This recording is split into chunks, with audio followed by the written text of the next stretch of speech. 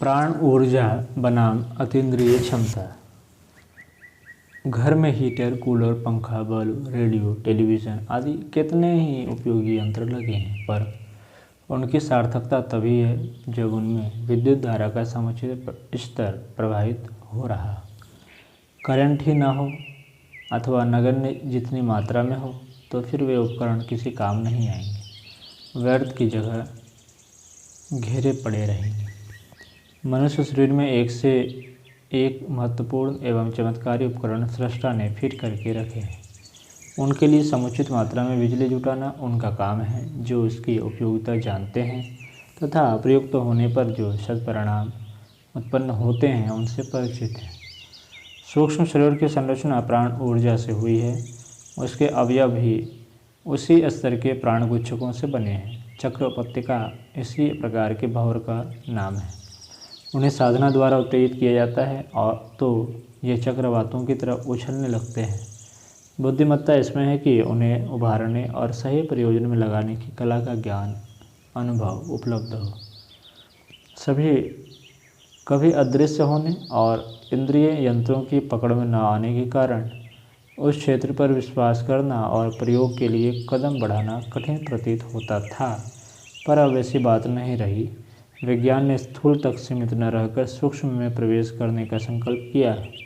फलतः उसे इंद्रियातीत क्षेत्र की न केवल जानकारी मिली है, वरन उपयोगिता समझ में आने का श्रद्धा भी बढ़ी है। न्यूयॉर्क विश्वविद्यालय के डॉक्टर रॉबर्ट बेकर इस निष्कर्ष पर पहुंचे हैं कि ब्रह्मांड व्यापी विद्युत चुंबकीय शक्ति विश्व के प्रत्येक पदार्थ को, जड़ चेतन को अपने साथ जकड़े हुए है। विश्व के प्रत्येक इकाई उसी समष्टि की एक घटक है।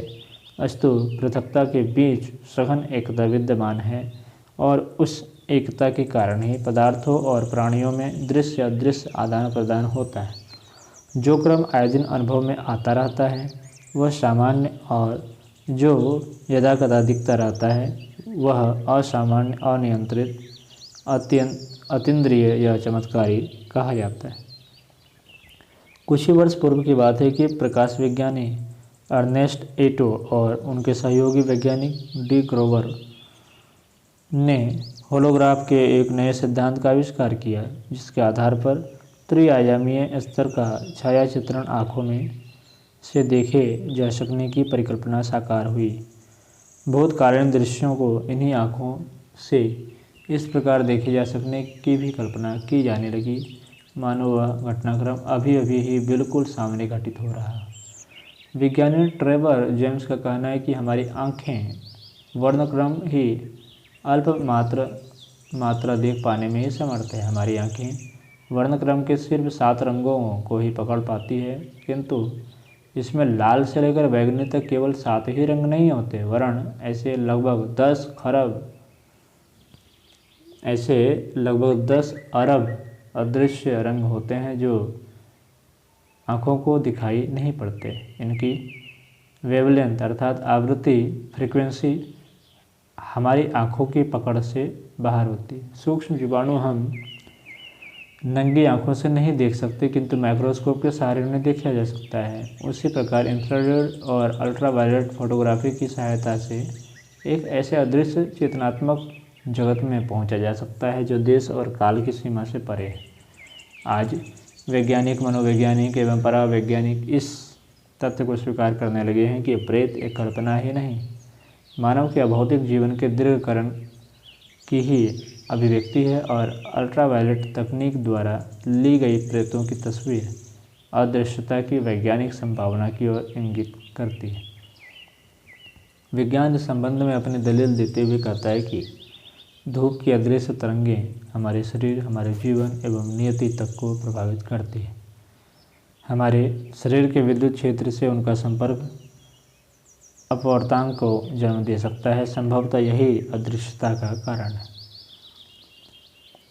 Propagation of short radios wave नामक अपने शोध प्रबंध में हर्बर्ट गोल्डस्टीन ने कहा है, वायुमंडल में संव्याप्त इस विद्युतमय जगत की तह के पीछे जो कुछ भी है वह अदृश्य प्राणियों की दुनिया है, जिन्हें आँखों अथवा अत्याधुनिक इलेक्ट्रॉनिक सूक्ष्मदर्शियों के सहारे भी नहीं देखा जा सकता।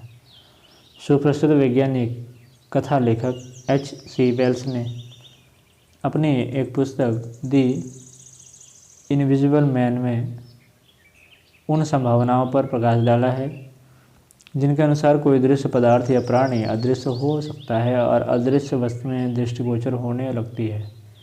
इस विज्ञान को उन्होंने अपवर्तांक नाम देकर उसके स्वरूप एवं क्षेत्र का विस्तृत वर्णन किया है। निश्चित ही एक ऐसे सूक्ष्म जगत का अस्तित्व भी है जो अपने इस ज्ञात जगत की तुलना में न केवल अधिक विस्तृत वरन अधिक शक्तिशाली भी है। पहली घटना के तथ्य मनीला की UPI नामक प्रामाणिक समाचार एजेंसी ने जुटाए थे। इस एजेंसी ने पूरी खोजबीन के पश्चात एक समाचार प्रकाशित कराया था कि कर्नेलियो रोजा नामक एक 12 वर्षीय छात्र जब तब अनायास अदृश्य हो जाता था। स्कूल की क्लास से गायब हो जाना और 2-2, 3-3 घंटे बाद वापस लौटना आरंभ में लड़के की चकमेबाजी समझी गई, किंतु पीछे उसके दिए गए विवरण पर ध्यान देना पड़ा। वह कहता था कि कोई समवयस्क परी जैसी लड़की उसे अपने पास बुलाती है और वह रुई की तरह हल्का होकर उसके साथ खेलने व उड़ने लगता है। पुलिस ने बहुत खोज की। उस लड़के पर विशेष पहरा भी बिठाया गया, यहाँ तक कि उसे एक कमरे में बंद भी कर दिया गया, परंतु उसका गायब होना नहीं रुका। पीछे तांत्रिकों द्वारा मंत्रोच्चार किए जाने से उसका गायब होना बंद हुआ। दूसरी घटना का उल्लेख फ्रांसीसी वैज्ञानिक सेलारियर द्वारा किया गया है। उनकी प्रामाणिकता पर या विश्वसनीयता पर कोई उंगली नहीं उठा सकता। घटना पेरिस की एक प्राचीन प्रतिमा से संबंधित है। वैज्ञानिकों का एक दल जब इस प्रतिमा की परीक्षा कर रहा था तब देखते ही देखते प्रतिमा गायब हो गई और उसके स्थान पर एक दूसरी विशालकाय मूर्ति आ विराजी जो पहले की तुलना में बड़ी थी। सन 1920 में लंदन के युवा सांसद विक्टर ग्रेसर एक दुकान से बाहर निकलते ही सहसा विलुप्त हो गए। इसी प्रकार पोलैंड निवासी पादरी वोनिस्की 13 जुलाई 1950 को एक मित्र के पास जाने के लिए अपने घर से निकले। लगभग 80 मीटर दूर जाकर वे भी हवा में विलीन हो गए। खोज ढूंढ के बहुतेरे प्रयास किए गए, किंतु सब निष्फल रहे। इन घटनाओं से प्रतीत होता है कि दृश्य जगत के अति निकट कोई अदृश्य लोक है। इन दोनों के बीच आदान प्रदान चलता रहता है। कोई दृश्यमान वस्तु या काया अदृश्य लोक में प्रवेश पाकर अदृश्य हो सकती है। साथ ही यह भी संभव है कि अदृश्य लोक के पदार्थ या प्राणी एकाएक प्रकट होकर अपना आकस्मिक प्रकटीकरण करते हुए दर्शकों को चमत्कृत कर सके। 23 सितंबर 1908 को टेनेसी अमेरिका निवासी एक किसान डेविड लॉग अपने 2 मित्रों के साथ शाम को हवाखोरी करने निकले और मित्रों को के देखते ही देखते हवा में गायब हो गए। मित्रों ने उस स्थान की काफ़ी छानबीन की, परंतु वहाँ झाड़ झंखाड़ और गड्ढे तो क्या, कोई छोटा सा सुराख भी नजर नहीं आया। साथ घूम रहे मित्रों में से एक प्रतिष्ठित न्यायाधीश थे। उन्होंने लॉग को खोजने के लिए भरपूर सरकारी प्रयास किए, किंतु सफलता नहीं मिली। आखिरकार हारकर उन्होंने अपनी टिप्पणी में लिखा, यह एक अविश्वसनीय घटना सत्य घटना है जिसका समाधान खोजने पर भी नहीं मिलता। अचानक गायब होने की ऐसी घटनाएं एक एक व्यक्ति पर ही नहीं घटी, अपितु ऐसी घटनाएं भी हैं जिनमें एक साथ सैकड़ों लोग अचानक अदृश्य हो गए और उनका कोई पता न चल सका। श्री एलन और श्रीमती क्रिस्टिन सन 1975 की गर्मी की छुट्टियां मनाने उत्तरी ध्रुव की यात्रा पर निकले थे। लैपलैंड के एक गिरजाघर के पास से गुजरते हुए श्रीमती क्रिस्टिन चलते हुए श्री एलन से 2-3 कदम आगे निकल गई। फिर जो ही उन्हें पीछे मुड़कर देखा, उनके पति लापता दिखाई दिए। न केवल उन्हें खोजबीन की, अपितु स्थानीय लोगों ने उनकी सहायता के लिए अपने कुत्तों का प्रयोग भी किया, परंतु कुत्ते उस स्थान पर पहुंचकर रुक जाते और भौंकने लगते थे जहां से श्री एलन अदृश्य हुए थे। पास ही सेना का कैंप था। उन लोगों ने भी श्रीमती क्रिस्टिन के प्रति सहानुभूति प्रदर्शित करते हुए उनके पति की खोज में विशेषज्ञों की मदद ली, पर सारे प्रयास विफल रहे। वे 4 साल तक अपने पति की प्रतीक्षा करती रही। अंततः सन 1979 में उनने अपने पति के एकाएक हवा में गायब हो जाने की घटना का हवाला देते हुए लंदन की अदालत में तलाक का मुकदमा दायर किया। अदालत ने तथ्यों का अवलोकन करते हुए श्री एलन को मृत घोषित करके उनकी पत्नी के विवाह संबंध विच्छेद की याचिका को स्वीकृति दे दी।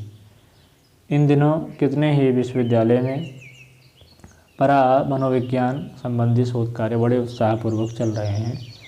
कैलिफोर्निया की स्टैनफोर्ड यूनिवर्सिटी, नीदरलैंड की Groningen university, Harvard university, Chicago university, Duke university आदि में चल रहे शोध प्रयत्नों ने इस विज्ञान के नए अध्याय आरंभ किए हैं और ऐसे प्रमाण एकत्र किए हैं जिनसे प्रतीत होता है कि मनुष्य में काम चलाऊ व्यवहार बुद्धि के अतिरिक्त और ऐसा भी बहुत कुछ है जिसे असामान्य एवं अद्भुत कहा जा सके। ऐसा क्यों होता है?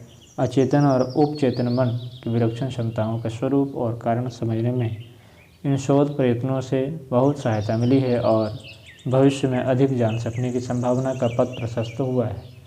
अदृश्य जगत की चर्चा कई रूपों में होती है। भूत प्रेत, देवी देवता अपने अस्तित्व के प्रमाण और प्रभाव का परिचय तो देते हैं, किंतु शरीरधारी प्राणियों की तरह दृष्टिगोचर नहीं होते।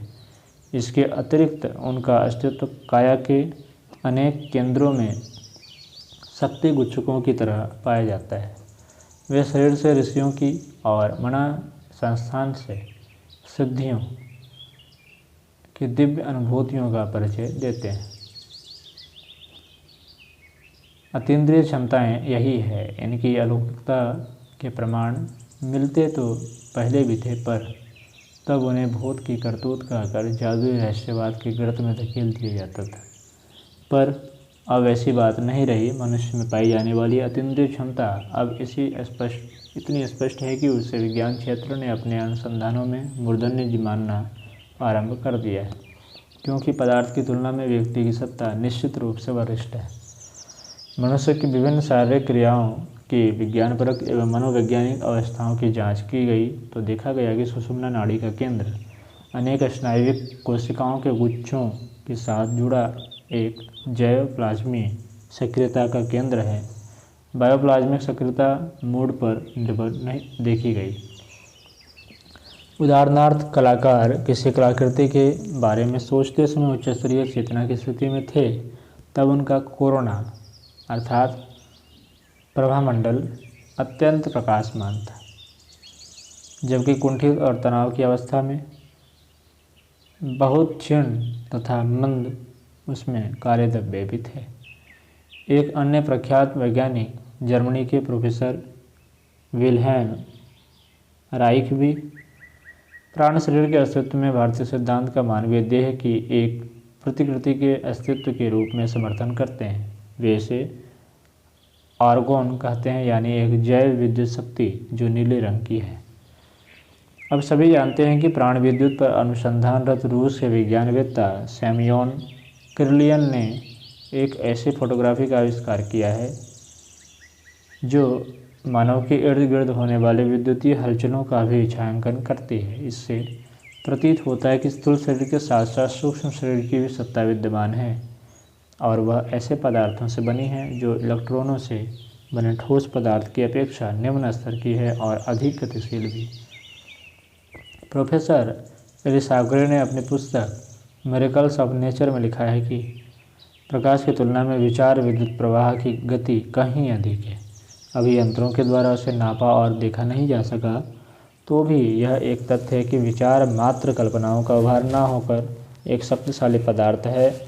उसकी गति तथा क्षमता ज्ञात भौतिक शक्तियों में सबसे अधिक है। पदार्थ वैज्ञानिकों का कथन है कि पृथ्वी अपनी चुंबकीय शक्ति के सहारे समस्त विश्व ब्रह्मांड में संव्याप्त अनेकानेक विशेषताओं को आकर्षित करती रहती है। उसकी अपनी संपदा तो नगण्य ही है। मनुष्य की अतीन्द्रिय क्षमता में वह चुंबकत्व है जिसके द्वारा वह दुस्साध्य एवं सामान्यतः असंभव दिखने वाले कार्यों को भी कर सकता है। वह दूरस्थ घटित घटनाओं को सचित्र आँखों देखा जैसा वर्णन कर सकता है तथा दूर की श्रवणातीत ध्वनियों को भी समीप की ही भांति स्पष्ट सुन सकता है। ध्रुवों के क्षेत्र में चुंबकीय तूफान उठते रहते हैं, जिनका प्रकाश ऑरोरा वेरिएलिस तेजवलय ध्रुव प्रभा के रूप में छाया रहता है। इसे पृथ्वी के साथ अन्य ग्रहों के सूक्ष्म हलचलों के मिलन स्पंदन की प्रक्रिया कह सकते हैं। ठीक इसी प्रकार शरीरगत जीवाणु भी ईथर एवं वायुमंडल में भरे विद्युत प्रवाह से टकराते रहते हैं और विद्युत ऊर्जा उत्पन्न करते हैं। जीव कोशों में उन धातुओं तथा रसायनों की समुचित मात्रा रहती है जो आघातों से उत्तेजित होकर विद्युत प्रवाह उत्पन्न कर सकें। मानवीय चुंबक अंतरिक्ष से बरसने वाले अनेक भले बुरे अनुदानों को अपनी आंतरिक स्थिति के अनुरूप स्वीकार अस्वीकार करता रहता है। वह अपने चुंबकत्व के आधार पर इस विश्व ब्रह्मांड में से अपनी जैसी सूक्ष्म धारा को एकत्र कर उपयोग करता रहता है। प्राण चुंबकत्व पदार्थ में से अपने उपयोगी भाग को खींचता है, उसे अपने सांचे में ढालता है और इस योग्य बनाता है कि चेतना के स्वर में अपनी भी ताल बजा सके। किस प्राणी के डिंब से किस आकृति प्रकृति का जीव उत्पन्न हो, इसका निर्धारण मात्र रासायनिक संरचना के आधार पर नहीं हो जाता, वरन यह निर्धारण रज शुक्र कीटों के अंदर भरी हुई चेतना के द्वारा होता है। इसी चुंबकत्व से भ्रूण में विशिष्ट स्तर के प्राणियों की आकृति एवं प्रकृति ढलनी शुरू हो जाती है। यदि ऐसा न होता तो संसार में पाए जाने वाले समस्त प्राणी प्रायः एक ही जैसी आकृति प्रकृति के उत्पन्न होते, क्योंकि अणुओं का स्तर प्रायः एक ही प्रकार का है। शरीर की सामान्य क्षमता तनिक सी प्रतीत होती है, किंतु यदि उसकी दृढ़ता और जीवट को देखा जाए तो प्रतीत हुआ कि उसका प्रत्येक छोटा बड़ा अवयव असाधारण रूप से सामर्थ्यवान है। इसे प्राण शक्ति का चमत्कार जानना चाहिए। एक व्यक्ति 70 वर्ष का होते होते 100 टन भोजन खा लेता है। अपने वजन की तुलना में यह 1250 गुना अधिक है। कहा जाता है कि अधिकतर लोगों को 3 दिनों के उपवास की आवश्यकता है। इंसान बिना भोजन किए बहुत दिनों तक जिंदा रह सकता है। और उसके शोधकर्ताओं का कहना है कि एक आदमी के बारे में कहा गया है कि उसने 52 दिनों तक उपवास किया। 70 वर्ष के समय तक एक औसत आदमी 13 वर्ष सोता है, 6 वर्ष खाता है और इतना चलता है। जो चांद तक पहुंचने और इस दुनिया का 9 बार चक्कर लगाने तक है। साफ त्वचा रोगाणुओं को नष्ट करती है।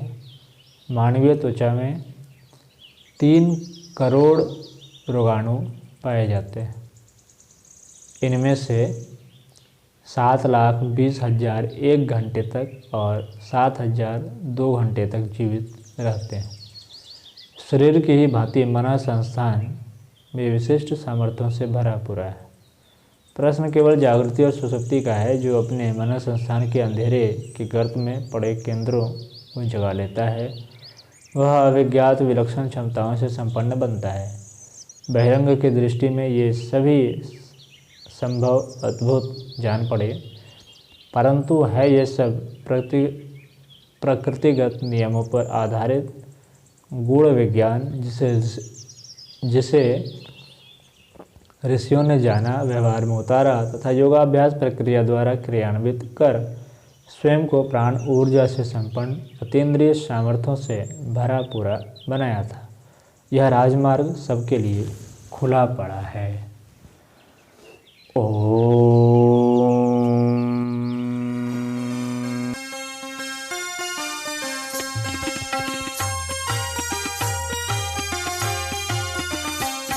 चलो गुरुदेव के सपने सजाने की शपथ ले लें। चलो गुरुदेव के सपने सजाने की शपथ